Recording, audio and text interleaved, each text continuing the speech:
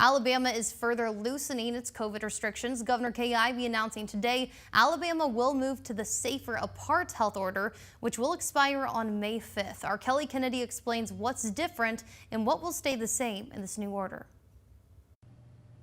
It's official, Alabama's mask mandate will expire Friday, along with other COVID restrictions.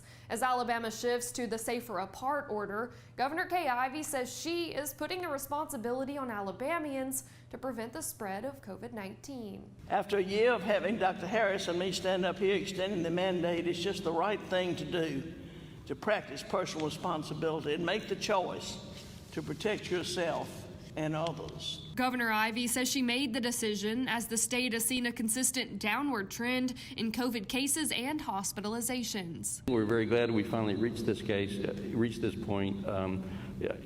This past week is the first time we've been below a 5% test positivity rate ever since this began. This new order strongly encourages all the safety precautions we're used to, face masks, staying 6 feet apart, and sanitizing. But now businesses, schools, and churches can decide for themselves what they want to do. I will continue to wear my mask and when I'm around others, and will strongly urge my fellow citizens to use common sense and also practical personal responsibility. There are some restrictions that will remain in place, like quarantining when sick and hospital patients being allowed up to 2 visitors. This ease on restrictions comes as vaccine distribution ramps up. The state now has vaccines available at over 700 locations. This week, we've had more doses than we have ever had before. And now that everyone 16 and older is eligible to get the vaccine in Alabama, Governor Ivey is encouraging people to get the shot as soon as possible. Putting the Valley first, Kelly Kennedy,